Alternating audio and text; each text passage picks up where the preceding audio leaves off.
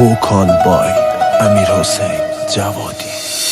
یکی بود یکی نه، یکی تو یکی من، دوباره نم نم بارونو جاده خیابونو، تو رفتی با اونو منم که داغونو، دستم ودکا قلم خودکار، دوباره تیک تک ساعت تو من بی طاقت و ملودی سازم و چشای تارم و پای تو گذاشتم و این دل بیچارم و دل تو شد مال من، جزئی از اموال من، تو فقط اینجا بمون دیگه خوب حال من حبسم تو چشات یه حبس اجباری، واژه واژه کنارم چیدم میگه ساعت هفته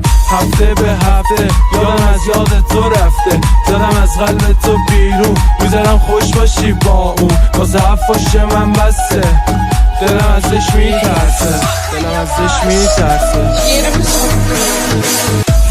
وقتی همه زندگی میشه یه دختر، 5 سال عمرمو گذاشتم پاش، من میدونم با یکی دیگه است، میدونم اون منو خوش داده، من میدونم اون منو لو داده، میدونم دیگه منو نمیخواد، ولی من الان دلم هر میکشه واسه اینکه یه بار دیگه میخوامت همین برام بس، تو شدی برام همه کس، همیشه کنار من باش، تا تهش مال خودم باش، عاشقم عاشق گونت، میخندی میشم دیوونت، عاشقم عاشق چشمات، همین جوره میمونم بات، تو تپش قلب منی، داری تون میزنی، عشقت همیشه با منه، دیگه منو دور نزنی، چه سوال خوبیه کنار تو قدم زدن، یه شاخه گل روی موهات، قهوه عشق رو هم زدن،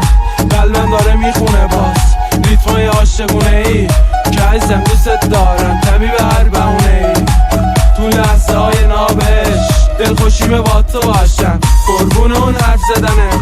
آره میخوام فدات شم، تو رو دیدم نقش چشماتو کشیدم، روی این قلب دیوونه چشای من کشیدم.